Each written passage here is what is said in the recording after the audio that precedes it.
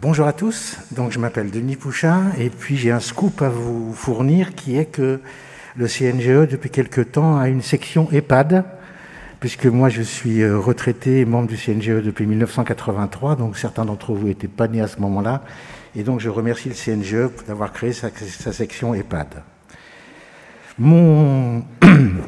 Mon objectif, c'est d'essayer d'illustrer ce que vient de vous décrire Clarisse, qui est aujourd'hui, on fonctionne avec des recommandations qui sont ce que j'appelle moi en silo. C'est-à-dire que la recommandation, c'est pour la glycémie du diabétique de type 2, pour l'hypertendu, pour l'hypercholestérolémique, mais il n'y a pas de recommandation chez les patients à risque qui n'ont pas ces facteurs de risque. Et ces patients à risque, ils existent et je vais vous les montrer.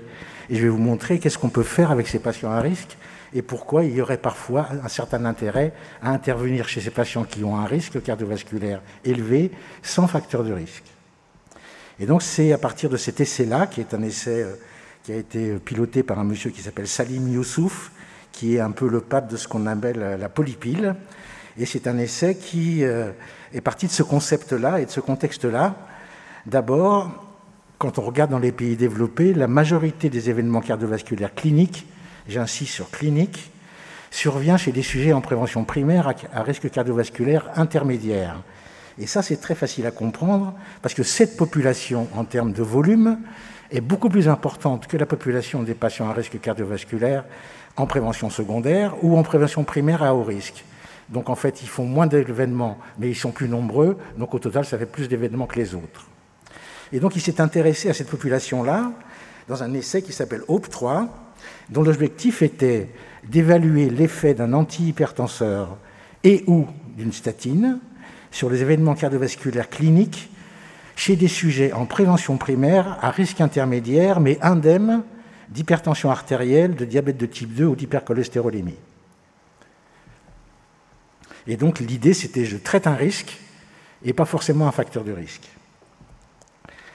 Alors, c'est une méthode assez sophistiquée. C'est un essai randomisé en double insu de comparaison directe en plan factoriel 2 par 2. Je vous montrerai tout à l'heure un petit schéma pour vous montrer comment se sont faites les comparaisons. Avec une durée médiane de 5,6 ans, ce qui va nous permettre de calculer le risque cardiovasculaire à 10 ans du groupe placebo, des groupes placebo de cet essai. Les critères d'inclusion étaient les suivants. J'insiste beaucoup là-dessus parce que c'est ça l'originalité. C'était hommes de 55 ans ou femmes de 60 à 65 ans, avec au moins une des caractéristiques ci-dessous, qui sont un rapport taille de hanche 0,90 pour les hommes ou 85 pour les femmes, une consommation de tabac, un HDL inférieur à 0,39 ou égal à 0,39, une histoire familiale d'événements cardiovasculaires précoces et une dysglycémie qui était soit une intolérance au glucose, soit un diabète de type 2 récent non traité.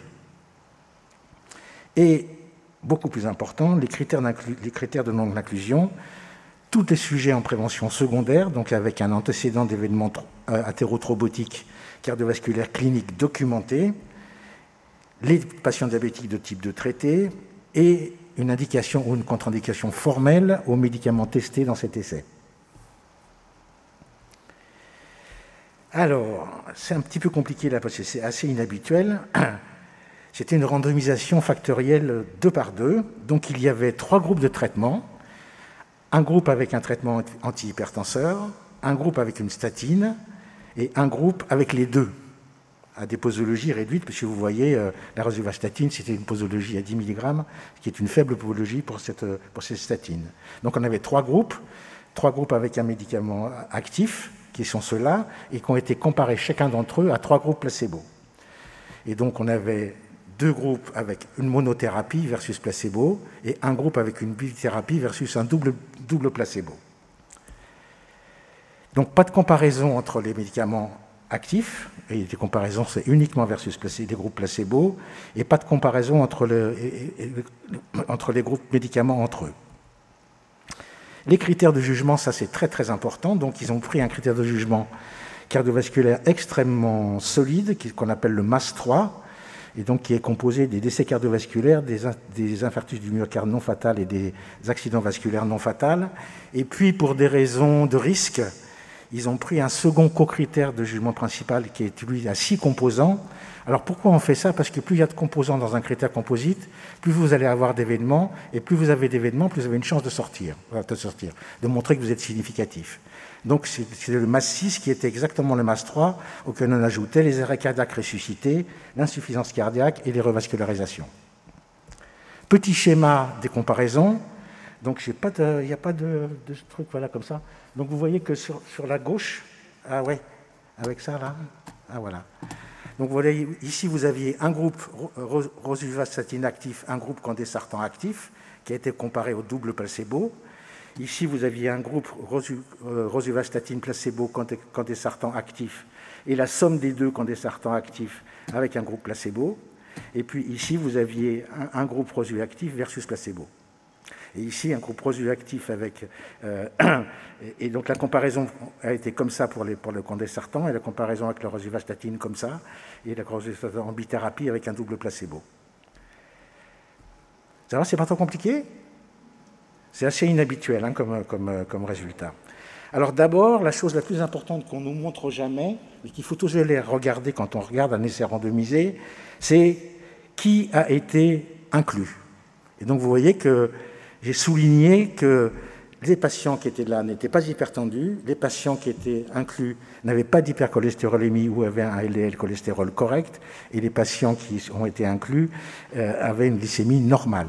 Donc j'insiste bien, ce n'étaient pas des hypercholestérolémiques, ce n'étaient pas des hypertendus, et ce n'étaient pas des diabétiques de type 2.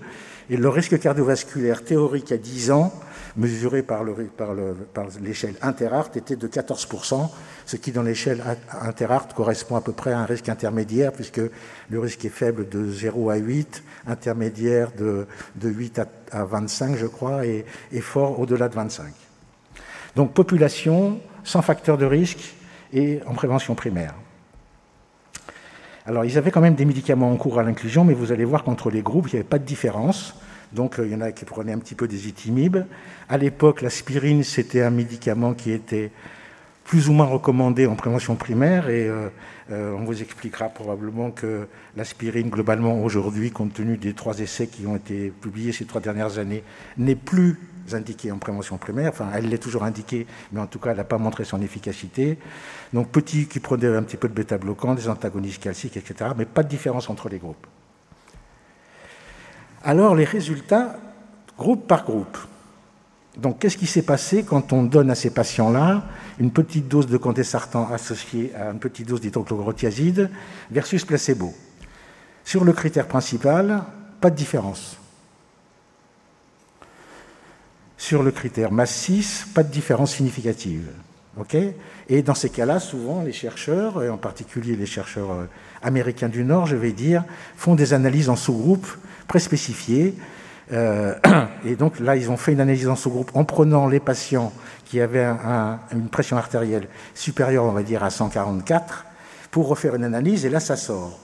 Donc il y a une différence. Vous voyez, il n'y a pas de petit p, parce qu'en fait, on ne peut pas se permettre de calculer une différence significative sur ce genre d'analyse en sous-groupe, même si c'est préspécifié. Et donc les résultats sur chaque composant des critères principaux étaient non significatifs. Les résultats sur tous les critères secondaires dont on parlera tout à l'heure étaient également non significatifs. Et je rappelle que quand le résultat sur un critère de jugement principal dans un essai est non significatif, celui d'une analyse en sous-groupe préspécifié doit être considéré comme une hypothèse à confirmer et non pas comme une preuve. OK. Maintenant, quand on regarde qu'est-ce qui s'est fait entre le groupe de patients qui a reçu 10 mg de rosuvastatine pendant 5 ans et demi versus placebo, sur le critère principal, vous voyez qu'il y a une différence qui est significative avec un nombre de patients à traiter pendant 5 ans et demi pour éviter un des événements du MAS 3 de 91. Pareil sur le co-critère principal MAS 6, avec 73 patients à traiter pour éviter un des 6 événements de ce critère composite, et que sur le composant du critère principal MAS 3, qui était l'infarctus du myocarde, il y a une différence aussi significative.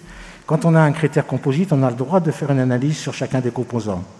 Et on est même obligé de le faire pour savoir quel est le composant qui tire le critère composite vers le haut.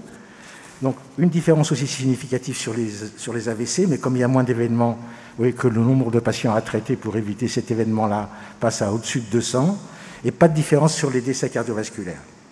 La différence entre les groupes en termes de LDL cholestérol dans cette étude était de 0,34, qui est une différence habituelle avec n'importe quelle statine. Donc ça, c'était le deuxième groupe, Rosuva versus placebo. Et quand on fait les deux, qu'est-ce qui se passe? Quand on donne une petite dose d'antihypertenseur, une petite dose de statine versus un double placebo, on a une différence significative sur le critère principal MAS3, avec 72 patients à traiter pendant 5 ans et demi pour éviter un événement. Et puis la même chose sur le MAS6, donc sur le critère composite à 6 événements. Et comme toujours, dans ces cas-là, les chercheurs font, ou les statisticiens, je ne sais pas si c'est des chercheurs, font une analyse post-hoc, la même que la première, donc chez les patients qui, à l'entrée, avaient une pression artérielle systolique supérieure à 144. Et donc ça sort, mais vous voyez, il n'y a pas de petit p, parce que raisonnablement, d'un point de vue biostatistique, il ne faut pas faire de petit p là-dessus, parce que sur le critère secondaire, tout marchait bien, les résultats sur chaque composant des deux critères principaux étaient non significatifs, et surtout, je rappelle qu'une analyse post-hoc, ça veut dire une analyse non prévue au protocole, les résultats sont considérés comme une hypothèse à confirmer, parce que statistiquement, quand on fait une centaine d'analyses post-hoc avec des groupes différents, où je prends souvent l'exemple, par exemple, on peut décider de faire une analyse en fonction du signe zodiacal des patients inclus. Donc on va faire 12 analyses, et sur ces 12 analyses, par le fait du hasard, il y en a 2 qui vont être significatives. Donc les analyses post-hoc, je répète, doivent être confirmées par un autre essai avec en population complète. Sur la tolérance à la sécurité d'emploi, ça s'est plutôt bien passé chez ces patients qui étaient quand même relativement jeunes. Donc pour le traitement antihypertenseur, pas de différence entre les groupes, à l'exception des hypotensions symptomatiques, avec quand même 75 patients à traiter pendant 5 ans, pour en observer une de plus que dans le groupe placebo. Pour la rosuvastatine, même chose. Pas de différence significative entre les groupes, sauf pour les plaintes musculaires, mais je vous rappelle qu'il y a 2 essais dans la littérature qui montrent que la moitié des plaintes musculaires sous statine sont des plaintes musculaires qui ne sont pas liées aux statines et qui sont liées plutôt à un effet nocebo. Et puis pour l'association candesartan double placebo, pas de différence significative entre les groupes. Conclusion de cet essai qui est assez magnifique de mon point de vue subjectif. Dans une population adulte à risque cardiovasculaire intermédiaire qui était à peu près de 10% à 10 ans, risque de cardiovasculaire, pas risque de mortalité comme dans SCORE, un risque d'événement cardiovasculaire, en prévention primaire et indemne d'HTA, de diabète de type 2, d'hypercholestérolémie, une petite dose de statine associée ou non à une petite dose d'antihypertenseur réduit significativement le risque de survenue d'un événement cardiovasculaire sévère, mais pas la mortalité totale. Donc c'est un essai qui montre qu'on peut traiter des patients à risque sans facteur de risque et qu'il peut y avoir un bénéfice pour ces patients-là. Je vous remercie de votre attention.